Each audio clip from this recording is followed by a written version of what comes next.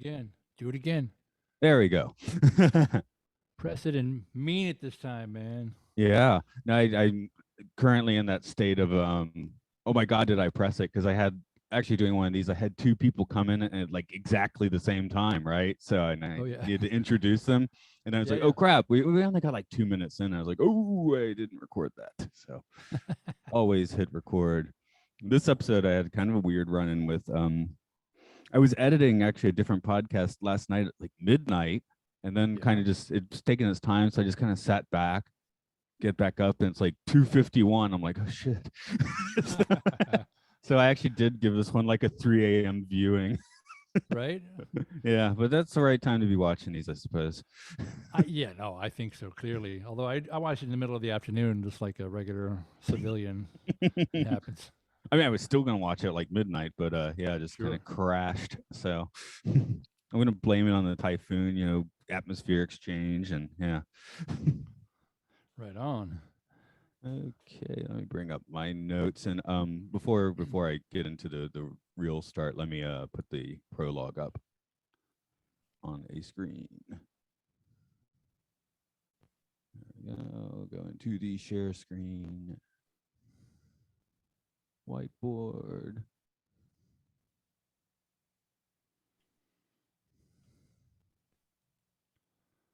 Stretch it out. Okay, we'll get back to that in a few minutes. Right. Okay, I guess you've done it before, so you know how we roll into this. So I'll just plunge on in, I guess. Yeah, let's do it, man. Oh, except I'm still on your last name. The first syllable. I was gonna check it, but I was writing trivia instead. That's or O for your last name. Bodley. Bodley. Thank you, because I screwed it up last time, and I'm like, oh, it's still 50-50 guess here. Okay. It don't matter. Whatever it is, I've been called much worse. Trust me, it's all good, man. Oh yeah, I had my last name. I was very happy to be mentioned on a podcast a few weeks ago, but they totally killed my last name. I'm like, that's fine. And they said the name of the podcast, so it's fine. Yeah. Hello, this is. Oh, no, so go ahead. Go. Do your thing. Okay. Hey everyone, it's Time Enough Podcast, where we plunge into episodes of the Twilight Zone and beyond. This is Matt here. Coming back for a second run is the man with the fantastic Rod Serling impression. It's Ivan Bodley. Hello. Hey man, how's it going? Good to see you. Thanks for jumping back in. And of course this one, I mean, I'm assuming you've never been the lead in a Broadway play, but you have been backstage for plenty of Broadway shows. Not 1960 or 27, but more recently. Right.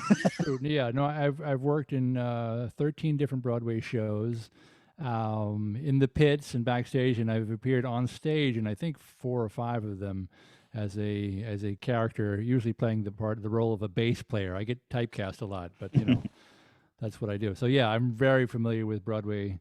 And when I saw this episode, I was like, oh, I have some thoughts. I have some thoughts about this one for sure. Yeah, and I'll definitely be wanting to hear them because the most backstage I have in my life is terrible clubs and orchestra concerts, which are, I mean, maybe the orchestra concert has a little bit in common, but probably not that much. I mean, there's not like the whole show, right? It's just throw an orchestra on stage and play.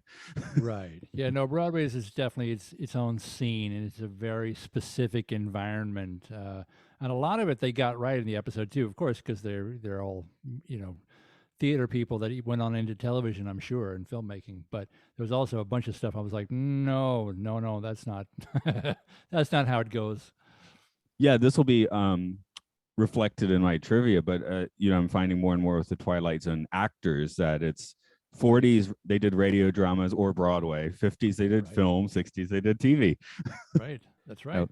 Just the trajectory of the times, which makes you wonder who's doing film in the 60s, but obviously someone did because we have films to watch. Right, that's right. Well, and I'm sure you're going to get into this too, but this episode features a very young Sidney Pollack, who went on to become quite an accomplished movie actor. Exactly. So, well, I guess I will get to my trivia straight away, which, of course, brings that up a little bit. But Yeah, we even say the title? This one is The Trouble with Templeton, which isn't that descriptive a title, which is probably why we haven't said it. It's more like it's the one with Broadway. It's the one about Broadway. So what was it? Season 2, episode 6, I think is what it said in my. I believe that's feed, correct. right? I'm not sure about the number 6, but yeah, sounds. It might be 9. I don't know. Doesn't really matter. Yeah. early second season. Yeah, let's put it that way for sure. Yes, for sure. The air date was December 9th, 1960. Right. We've got a new name in the writer's seat for this one, which is Ernest Jack Newman. He was primarily a TV writer. The job scored him Peabody and Edgar Awards. I don't think I know what an Edgar Award is, but got to be related somehow. Yeah, yeah. Writing, probably, right? Yeah. This is his only contribution to the Twilight Zone, though, so don't get used to him. Someone you can get used to is director Buzz Kulick, who the Twilight Zone's basically his claim to fame, and this is one of several episodes he directed. Right. This episode's namesake is played by Brian Aherney. I don't know if I said that right, but he did start off on Broadway before moving on to film and then to television, as I was just saying. A lot of these guys do. He was Oscar nominated for his role as Emperor Maximilian in Juarez. Give that J the right pronunciation. Right. Pippa Scott played that lost love Laura. She had a notable film debut in The Searchers. I think she's the school teacher, and spent most of the 60s inhabiting various TV roles. And like you mentioned, Sidney Pollack is the big name here. I mean, probably the biggest person that's been in the Twilight Zone so far. Right. Has Shatner come through yet? Maybe he was through last week. But yeah, he may play a director of television, but he's also a director who won multiple Oscars for 1985's Out of Africa and got nominations for Tootsie, and he got nominated for something else too. But yeah, pretty much everything he's done is something you've at least heard of, if not seen. So I guess I'll just list Jeremiah Johnson, The Way We Were, 3 Days of the Condor, as a couple other ones that huge movies, huge. Yeah. I watching it last night, as I said, I basically passed out my computer and ended up actually watching this at 3 in the morning. So I didn't. I was just like, my first take on him was just kind of like, for a guy that's saying he's young, he doesn't look that young. But I don't know. I guess it's the eye of the beholder is a different episode title in the Twilight Zone states. Yeah, he doesn't look that young because I mean, supposedly he's very young, and Templeton is supposed to be very old. And P.S. Templeton looks like he's what, 60?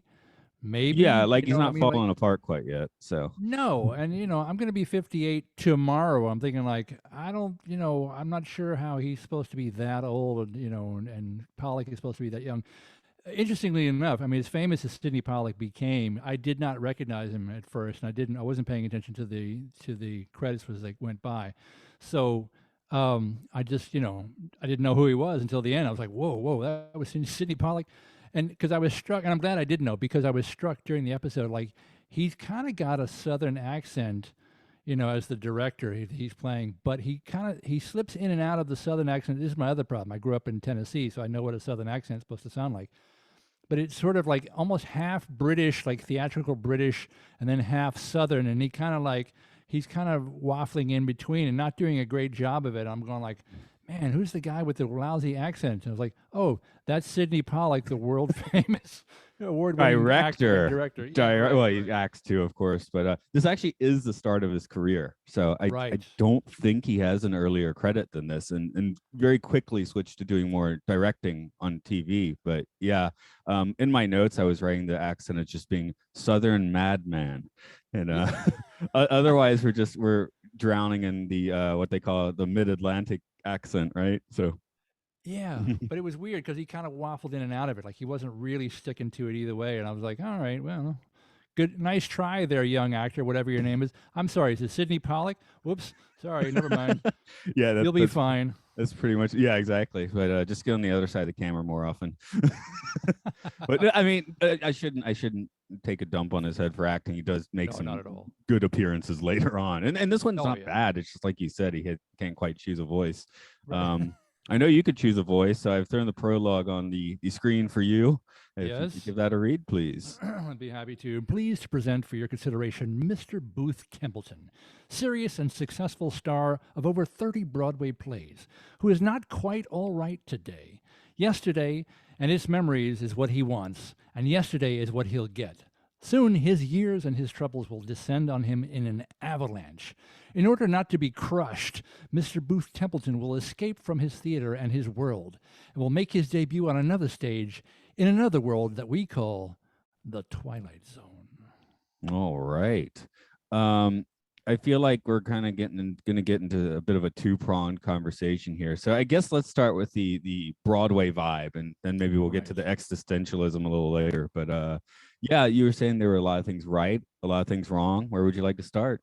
A lot of things. Yeah. Well, immediately, I'm struck by the fact that he, Booth Templeton, we opened on his personal estate with his private valet, and he's looking out on his to his swimming pool with his philandering wife, and I'm just thinking, like, what Broadway star has an estate and a valet? I understand that Broadway stars were a bigger deal sort of in 1960 than they possibly are in 2022, but I just out of curiosity, I looked up, I did a Google search, and it's completely unscientific. The Google searches just usually mean crap when you look up like so and so's net worth.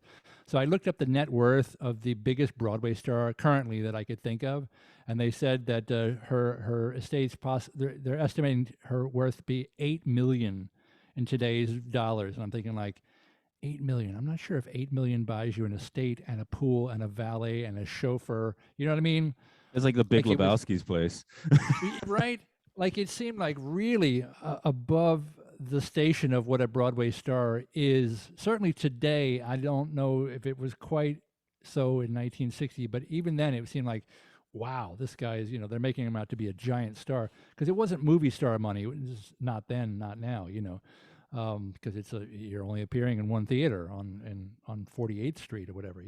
Yeah, my first note was, wow, that's an amazing like penthouse apartment, Right. like Art Deco, and I was like, what is a house? Huh? That doesn't make any sense. So even for me, I'm like, wouldn't he like want to live in the city for or be in the city for convenience? Right. If he's starting a play. I know a lot of people that that commute in. Once you've sort of reached a certain status, if you want to buy a house somewhere, you go up to Westchester County, upstate, or to Connecticut, Fairfield, something like that. There's some places that are within commuting distance of the city, especially if you have a driver, which he seems to have a chauffeur, bring him to the theater, and so that. I could sort of, that seemed plausible to me, just sort of the size of the estate, and again the swimming pool and the valet and the chauffeur. I'm like, I don't know, man. On Broadway salary, even a good Broadway salary, maybe. Production wise, I think this is the same setting that they did used for an episode a few weeks ago, a thing about machines, about again, weirdly in a mansion, because it's like, I think he's like a food critic or something. I don't remember if it's food, but he's like some kind of like newspaper critic, and you're like, okay, even if he's like nationally syndicated, I don't think he's going to live in this mansion. So season 2 Twilight Zone just must have been like, hey, we can go film this mansion. Yeah, well, that's the thing. I know the New York City street scene, the set is just on the back lot there, so I'm sure that anytime they need a big house, and it's like, all right, well, you go to the mansion set, that's down the block there. They were filming what they had, I'm sure. No, the thing I guess on the Broadway scene that really stuck in my mind was a proper director saying the 3 most important days are the first day of rehearsal, the first day of the show, and the last day of the show. And the first day of rehearsal is even more important than the other 2. Is that accurate? He said it with such authority, I believed him. I've never heard that specifically, but I've heard directors make speeches like that. Like, they come in and they've got a concept and an idea, and they're trying to inspire you, and they say stuff like that. Like it's some sort of aphorism, and everyone's like, oh, yeah. So that completely rang true. I'm like, yeah, directors say crap like that all the time. Like, they're trying to inspire their cast or whatever. So that was no problem there. For me, a bigger problem was when his chauffeur did deliver him to the city. The poster at the front of the theater said, the show is opening in 8 weeks. right? Which means they've got, 8 weeks of rehearsal to do before the show opens, and they're rehearsing in the theater. These days, that does not happen. All the rehearsals happen off-site in a rehearsal studio that you rent until the last maybe 2 weeks, 10 days before the show opening, because you do only when you're in the theater, you only do the tech rehearsals. So you're working on the lighting and the sets and all the things moving in and out, that need to happen in addition to whatever dialogue and music you got to do. So like the fact that they're rehearsing in the theater for 8 weeks, I'm thinking like, no, just because the theater managers, the people who own the theaters, they're only making money while they're selling tickets. So they, especially in this day and age, and again, it could have been a little different in 1960, but I kind of doubt it. Like they already know what the next show is going to be in every theater. So like as soon as, such and such a show closes, they have like a week to load out, and the next show has a week to load in, and they're up. They're like, they're already selling tickets for the next show. So that was like, no, 8 weeks in rehearsing in the theater. And the first day of rehearsal, this scene is set is like the very first day of rehearsal you just mentioned. I'm like, that definitely would not be on the stage of the theater you're going to be occupying for the next however many months. Was Templeton so rich he's just footing the bill? He already lives in the mansion. I guess too, and that's another big point of issue too, because he immediately encounters the producer of the play, right? The guy whose name he can't remember. He right. To be reminded doesn't really seem to know. Right, exactly. And again, in this day and age, there's not one producer for anything. There may be a lead producer, but there's like, somewhere between 5 and 20 people that have actually put up the money for these things that all call themselves producers. And you absolutely know who the lead producer is on your show. There's no kind of way that you don't know who's paying your paycheck, because that's the person who's writing your check. So like the fact that he's not sure who that person is, I'm like, don't think so. And then there's like when we get to the end, I'll tell you that there's sort of the thing that he says to him there. I'll discuss that when we start talking about the end of it. I'm thinking like like 50s films, epics, musicals. There's film, of course, but I think maybe at that point in time we had more of like the superstar producer. So on TV, right. It's kind of like here's the producer. Whereas nowadays you watch a new Star Trek and in the opening credits they're going to list you like 20 different names as executive producer. Exactly right. And Broadway's the same way, especially these days. It's like there's 20 people that have put up money, for this thing. Oh, here's the other thing too. Sidney Pollack's character says, when I call a noon rehearsal, I mean noon sharp. And I'm like thinking, noon rehearsal? Who does that? Like, no, like rehearsals start at 10 a.m. They always do. They always have, they work. And here's why.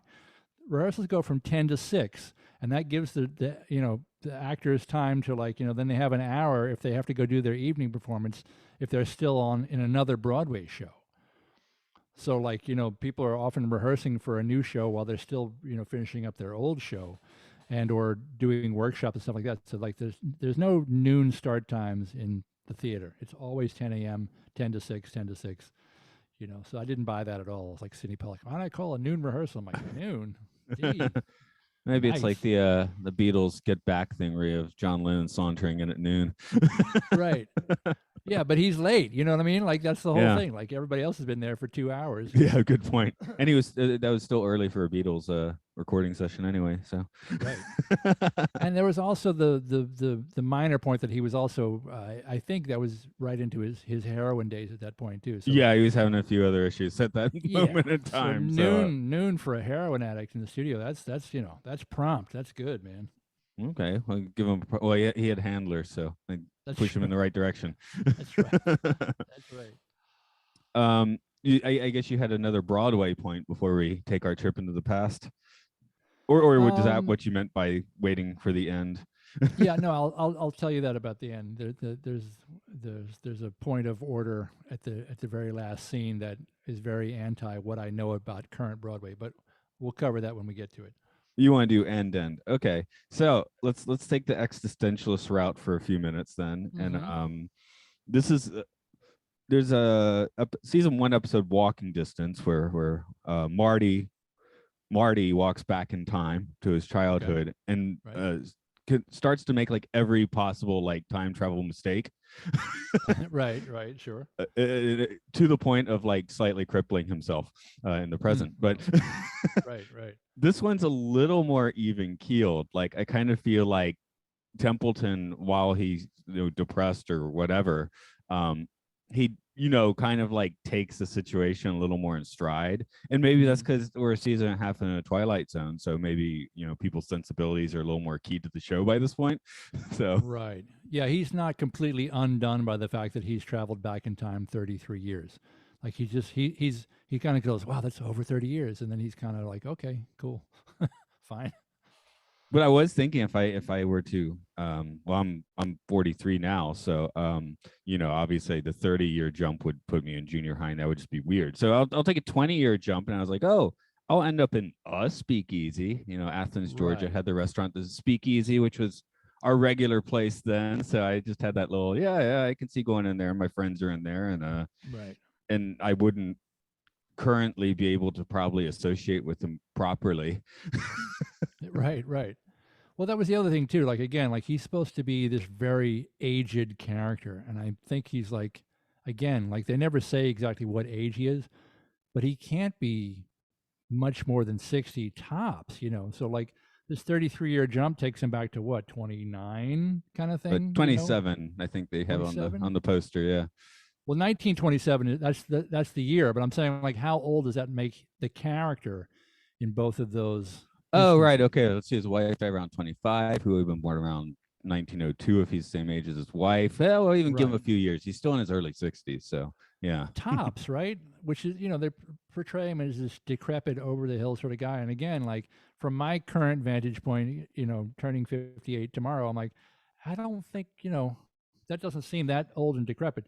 But again, these are 1960 years versus, where we are now. Oh, wow. I hit the nail on the head. The actor actually was born in 1902. So he would have been 58 making this episode. 58. So in other words, Yeah. he and I are exactly the same age.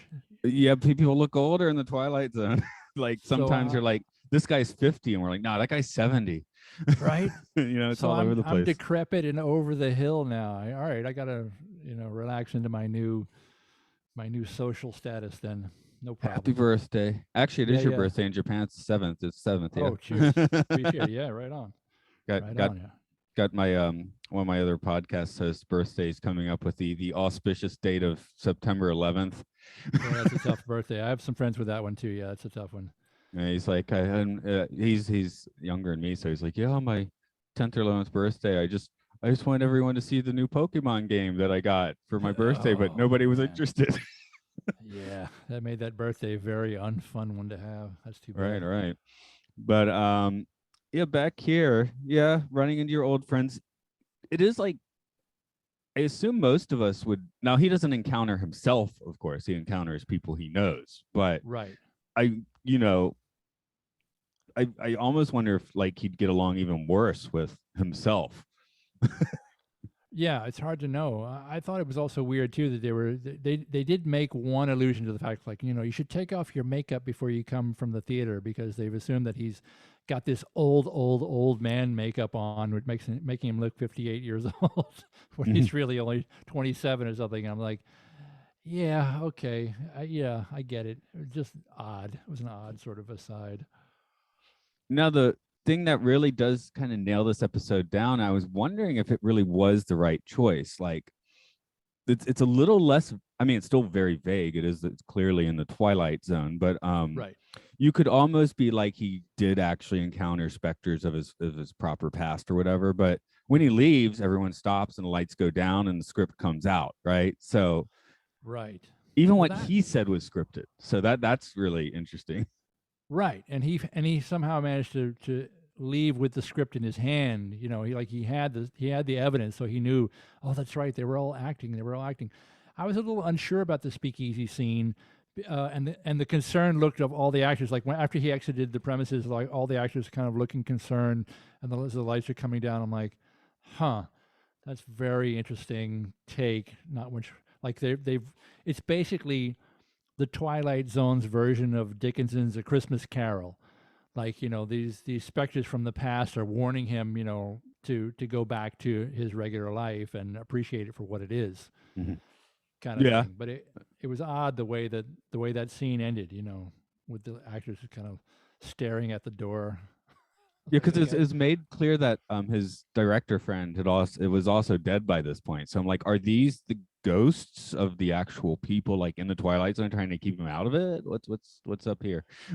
right. I don't know that that was necessarily made clear, but it seemed to me to be more time travel, like he'd gone back in time, and they just happened to see them as they were. They were because they were still young, as the way that they were, even though we find out, in another scene that they're actually they're in on the joke and they're acting to try and warn him away from that, from wanting to remain in the past.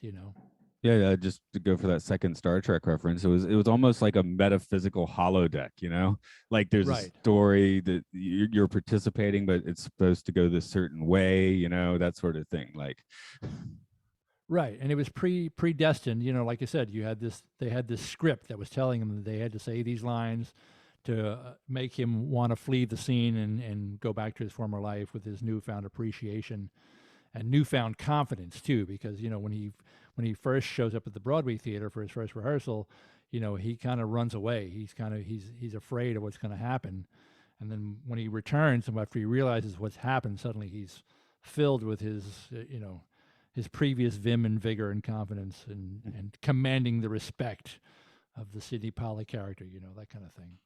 I do find it interesting though. Again, that's where this whole like it's scripted part is like, well, it's hard to, and the look of concern is weird. But at first, you're just like, Right. well, he can't.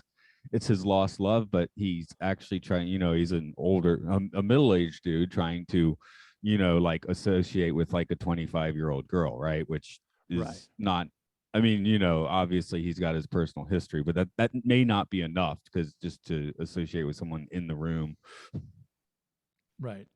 Right. It was a little ambiguous about the actual, timeline versus, what was Twilight Zone, what was the reality, but again, this is Serling stock and trade. It's like a little ambiguous. Yeah, we're not going to tell you, anything nearly what you might need to know to have just sort of a nice bow put on everything and sort of understand everything that's gone on.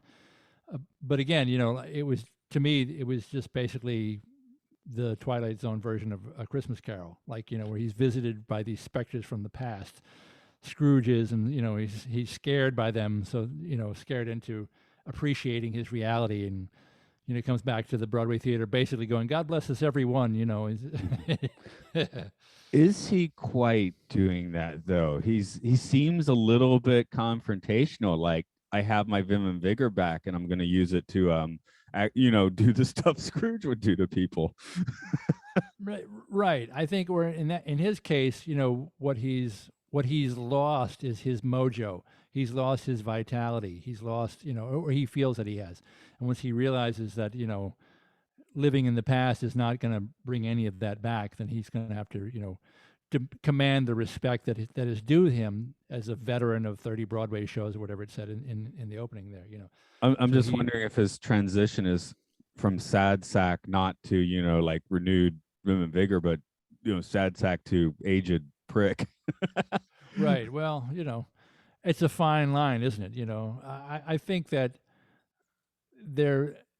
I think the intention to me looked like, they were trying to say like he's basically, like I said, got his mojo back, because he's going to go into Sidney Pollack's character and say, you must call me Mister. So that's he's demanding the respect that he should be due with someone of his esteemed track record, being a star for that many years on Broadway. Yeah, I'm just like, give them a week or two, and these guys might be in a shouting match over creative differences. Still, Oh yeah, it's not yeah, yeah, like yeah. you learn to be awesome in that sort of a way. Right, right. And to this point, now is where I'll bring up the thing where when he re-encounters the producer, he remembers the producer's name and he kicks him out of the rehearsal. And he says that no one not directly associated with the play may be present for my rehearsals, right? I'm like, dude, He's directly. the guy that you kicked out is the guy that's paying you. He's directly that was a plot point. I was like, no, that's not how this would ever work. You don't ever kick a producer out of rehearsals. They're always in rehearsals, and like I said, they're paying for it. So yeah. Actually, it's for film, we typically, and it's changing with streaming and all that, but typically film has been kind of like, oh, that's the director's thing. We have the auteur, like the idea or not. Television, it's been more about the producer or the showrunner. Right. I guess for Broadway, it would be the producer. I mean, we got the producers. There's a Broadway musical. The producer, yeah, it is. Well, I mean, that's one aspect of it, and also the director too. Is sort of like they're different parts of the same mechanism. But I'm wondering if like a TV, TV show, you can switch out the directors, but you keep the producers for longer periods of time. How much director switching can you do on Broadway? You don't. I mean, when you're putting the play together, it's directed by so and so. So you go through this rehearsal process, and it's typically 6 to 10 weeks, depending on the show, depending on how technical it is, and then once the show is what they call frozen, once we've got it, it's gone through the preview period, audience has been seeing it already for 4 weeks, and it has opening night. So once it has opening night, the show is frozen and it stays there, which means the director doesn't need to keep coming to the theater every night, but they appoint somebody who's either like a resident director or the stage manager, these people to maintain the show. So even though, so you look like a show like, I don't know, Lion King that's been running for 20-something years, whatever it is. Like, the director is still getting the royalties from that show, even though, she hasn't been there in 15, 20 years and doesn't need to. Like, so once the director is set and the show is frozen, that's just what it is. And the producer, if they anything else will be another production, another show. Like they wouldn't change and bring in a different production, a different director. Even if the show then goes out on tour or then has another company in London or another company that's in Las Vegas or whatever. Like it's still the same, directed by whoever his name is on the credit from the beginning. So the director for the show is the director. Okay, so the person who's doing it after that, and this is the first thing that popped into my mind, was Kermit the Frog in the Muppet Show, where he's not directing, he's just trying to hold it together. yeah, he's just kind of herding cats basically at that point. Yeah, I mean that's part of it. I also like to assume the backstage of Broadway shows like the Muppet Show. I don't know if I'm right or wrong on that, but it's not dissimilar. Sometimes it just sort of depends what's going on, because as everybody's walking in and out, and they're wearing funny costumes and holding funny props, and maybe with or without animals, depending on what the show is involved. There was I did a show called Once on This Island. There was a goat and there were chickens. So they were there, and there were 2 goats, because Sparkplug and Peapod were the name of the goats. I think Sparkplug was the main actor in the show.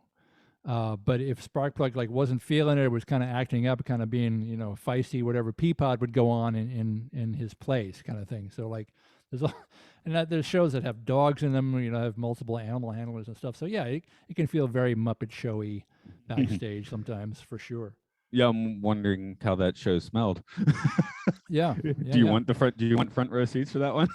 It was a 360 experience, as they say. Ooh. There was only one show that I know of where a director was fired, and this is quite famously so. It was the debacle that became Spider-Man. There was Spider-Man 1.0 and Spider-Man 2.0. They fired the director sort of 10 months into the previous process, which a preview process never goes more than a month. And this was 10 months into the preview process. They said, we gotta change something. Something's not working. But that became front page news and New York Times stories and all this kind of stuff. So it's very, very unusual for them to fire a director. Yeah, I actually had forgotten about that, but I was going to bring up that a few minutes ago. I didn't want to take a dump on it because I've never seen it, though. Who knows? Maybe I'd love that. I like Spider-Man, but it sounds like I wouldn't. It was great. I mean, I played that show. I played in the pit maybe 47, 42 times, whatever it was. Less than 50 times I did the show, and I saw it from the front of house once. Because when you're down in the pit, we weren't actually in the orchestra pit, because the pit was full of props and things that flew and stuff. So we were kind of down in the basement, down the hall, in this room with the fluorescent lights and a drop ceiling that looked like any office. And that was half the band was there, and the other half of the band was down the hall in another office-looking building. And we were all tied together through video link. And there was a video monitor on the front of the balcony so the actors could see the conductor. And there was a video monitor where the conductor was watching the stage so she could see the actors, and it was all very, very high tech. But I did see it from the house one time, and, as a technological spectacle, it was amazing. Like seeing these acrobats flying through the air in the theater, in a live theater, was really, it was like being at a Broadway show that was also literally a circus with a high wire act. Well, part of that was production cost, right? Just through the roof. I think it was the most expensive show in Broadway history, at about $75 million was the last figure that I heard. So yeah, it was outrageously expensive, and of course never recouped. It ran for, I forget, it was 3 years total, top to bottom, something like that. And they were making money like sort of during the high tourist seasons. I forget what the show cost a week to run, a couple $1 million just in paychecks just to run it. So they never really recouped. It was so expensive, that show. And I think what they ended up with, Spider-Man 2.0, like from a storyline standpoint, was such a compromise. I think that's maybe what people were thinking, like that wasn't very good what they had actually ended up with.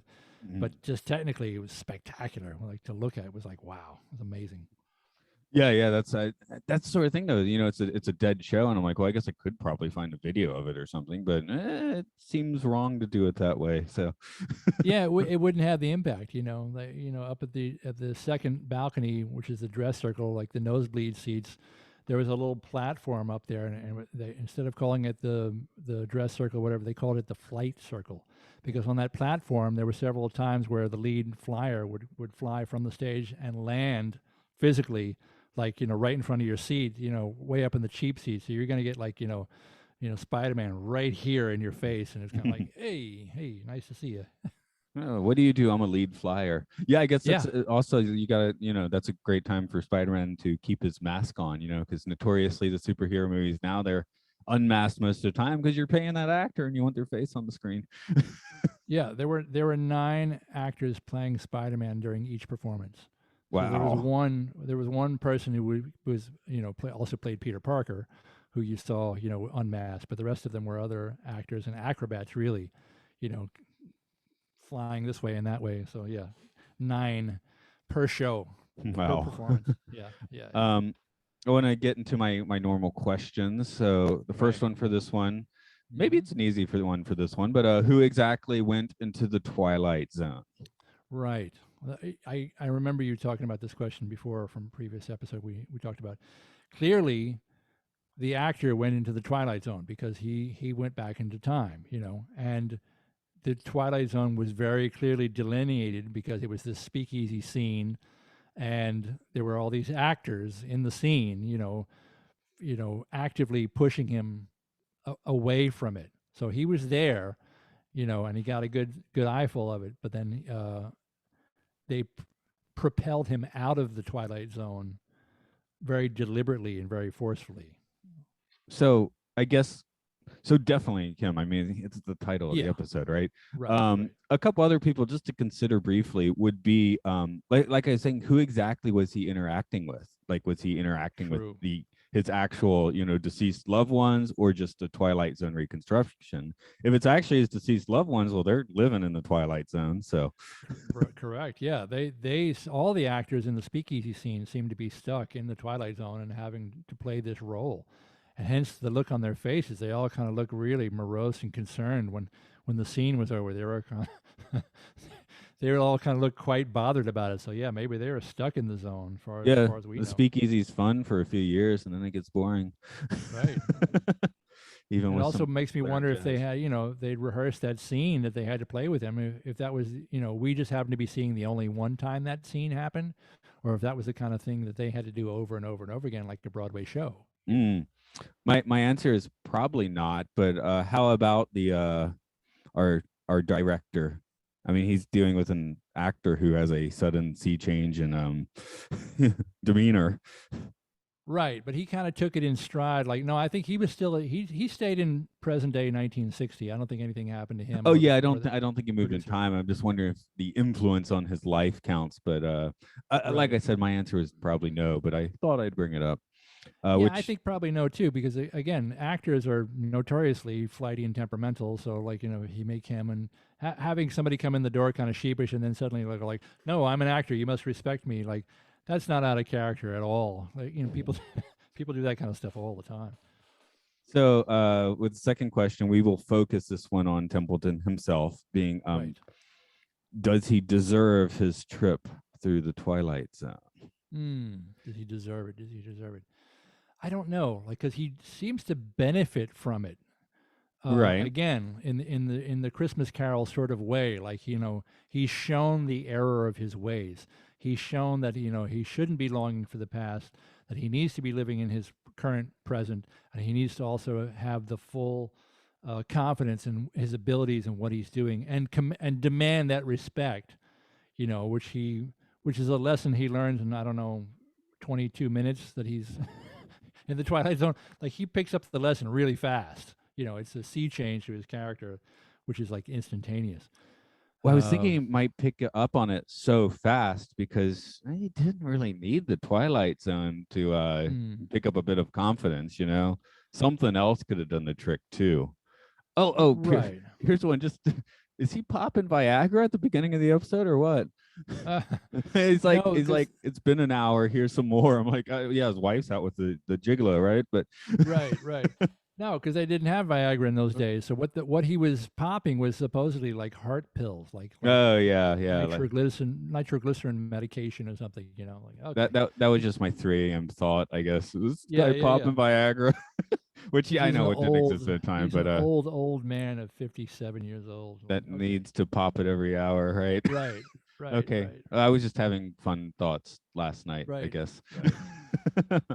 So yeah, for me, it's like maybe he's getting more than he deserves because he should be able to work out his life on his own. Right, because he really, the whole point of the thing was you really have no problems. You're a successful actor. You've had a great life. You need to live in the present and be who you are. So yeah, I don't know if he deserves, because he seemed pretty miserable at the beginning. Like, suddenly, like, now he's gonna have a happy remainder of his life. All right, good Well, for you. He's still got his wife, his young wife, running around with younger dudes. Again, very Lebowski situation. Right, exactly, right. The one he says he doesn't love her, he never loved. I'm like, okay, well, it's your problem. So I guess he doesn't care. Yeah. Right. So no problems. Okay, so that's not one of his problems. That's why. So that shouldn't affect his confidence too much. But I don't know. I feel like it would. Possibly, if he feels cuckolded in that way, but who knows? Let's put this one on the tripometer. 0 being not trippy at all, 5 being extremely trippy. Where do you want to throw this one? It was pretty low on the trip factor. I'm saying in terms of Serling world, Serling can get really way out there sometimes, people with pig noses and all that kind of stuff. So I would give it about a 2.25, maybe. The trippiest part for me was, again, after he exits the speakeasy and all the actors in the speakeasy, they all just sort of like turn and face the door, and they all look concerned as the lights are fading. That was the kind of spooky part, that he didn't even really fully explain what or how or why. Like, that, to me, that was the weird moment. Not anything that happened to Templeton, really. Yeah, I was going 2.5, and most of that score is based on that shot, because that is the one where, like, what exactly is happening? I mean, What's going on? Yeah, the effect on Templeton is, Christmas Carol simple, but the mechanics of it, like a Christmas Carol, the mechanics are also pretty bizarre. But here it's even more bizarre because okay, temporal ghosts, I can at least follow that, but I don't know what these things or people are. They could be people, they could be things, they could be NPCs, they could be actual actors. It's kind of hard to tell, which That's trippy. So yeah, Oh yeah. I'd say 2 of my 2.5 is probably just from that. Absolutely, and that's like a 5 second scene or something. You're like, whoa, that was it went way out there for just 1 second. Because even like you say, the Christmas Carol ghosts, they come in, they make their visits, and they do their haunting, and then they're gone. We don't have any additional backstory on what they're doing, and we don't see them, off camera after the scene, like reading their script or looking at, lights coming down. Like they're gone. They've served their function and gone. And in this scene, they all stayed and like, what are we doing here? That was the weird moment. It was great. We've served our purpose. What do we do now? Yeah. Yeah, yeah, yeah. But yeah. What I do like about that as well is that kind of is I mean, it's not really even an effect, but that kind of is the effects shot of this episode. Right. They just turn the lights down and stop moving is basically all that happens. But yeah, but it works. It's effective. So yeah, you're right about this. This particular episode had almost zero sort of visual effects in it, and he's always usually got like one or two kind of really interesting kind of trick photography, something going on. Something within this one really didn't have that, except for this one scene where there's a lighting change, like a staged lighting change, in this speakeasy toward the end. You're like, I guess since this episode is generally somewhat on the positive side, you just gotta get that little bit of existential dread, like firmly grounded into the thing. Do you have any final thoughts on this particular one? Final thoughts. I enjoyed it. I think it's another great one in the series. It definitely does not disappoint. All of my nitpicky bones about it were just like things like, "Nuh-uh, that's not how Broadway works," which is stupid. It has that should have no bearing on anybody, who's a civilian watching this thing, and even people who are, familiar with the theater and people, it's such a minor thing to be able to just suspend disbelief just long enough to sort of go with the story, which I thought was a fine story. I liked it. I guess my final thought is just when he starts talking to his wife from in 1927, I'm kind of like, she seems like a bit of a flapper. And then at the end of the scene just goes full flapper with like the stereotypical dance and all that. I'm like, oh, right. So that was kind of just because we don't get to use that term much, do we? That should come back. We should have flappers again. It's the 20s, right? She was exactly a flapper. That's exactly what they are. And you can see why. The dance moves, like she's just flapping around. That's what she's doing. So Ivan, what's up in your world? I know you got your book. Anything else, and maybe some shows to play? got my book. Am I Famous Yet? Memoir of a Working Class Rock Star. I'm quite busy at the moment. Like the live music business has come back full force. So I've been doing a lot of weddings, funerals, and bar mitzvahs, staying busy, paying the rent. Next Friday, I'm doing a multi-act classic rock and roll bill with the Tokens, the Drifters, and the first time I'll be playing with Frankie Avalon, which I'm looking forward to. He's going to be 82 this month, so it's going to be really interesting to play with him. And yeah, man, just continuing on, waiting for the next thing. Staying busy and enjoying it. Mm-hmm. Yeah, I was just reading a book. What was it called? Twilight of the Gods, just talking about the aging concept of rock and just how like different it is now, just in the past 10 years, how much it's changed. Because now it's like, it's like acts like sort of legacy acts. That's kind of like becoming the main event now, right? Yeah. I mean, that's who else can tour that has a fan base? You had to have sort of existed in a record business that doesn't exist anymore. A Twilight Zone, if you will, like something before now. So yeah, the big legacy touring acts or the big stadium acts are people that had records out and CDs out, and before everything was streaming and YouTube and downloaded and that kind of stuff. So it's like when you have access to everything, it's hard to focus on anything, right? Indeed, but again, that was that whole sort of marketing machine around selling the physical asset, selling the record, or selling the CD, or even selling the download. Was the thing was sort of like, saying U2, you have to know this band U2, you must know this band U2. So you kept getting it, over and over again. And that's why, the top grossing acts of last couple of years are acts from 30, 40, 50 years ago. They're just basically still doing the same thing that they've been doing. But yeah, it's got to be fun to just, jump in and play along. So sure. Especially when you know what you're doing. Hopefully. As for this, it is Time Enough Podcast. We're Time Enough Pod on Twitter and Facebook. You can support this and other podcasts we do on Patreon at Podcastio, Podcastius, where we also talk about science fiction films and Matt and Luke's Sci-Fi Sanctuary. And you can hear some video game stuff if you're into the gamers. Luke loves Pokemon for the Pokemon, Monster Mash for the Monster Hunter fan, and a game show, which is a bunch of British people screaming insults each other about trivial game knowledge. Perfect. Ivan, a pleasure as always. When's your next rehearsal? It never ends, my friend. I got 3 gigs already lined up for the weekend, various venues, weddings, funerals, bar mitzvahs, like I said. So yeah, it never ends. It's all good. All right. Happy birthday then. Yeah, man. Thank you, brother. I appreciate you having me on again. I really enjoyed it.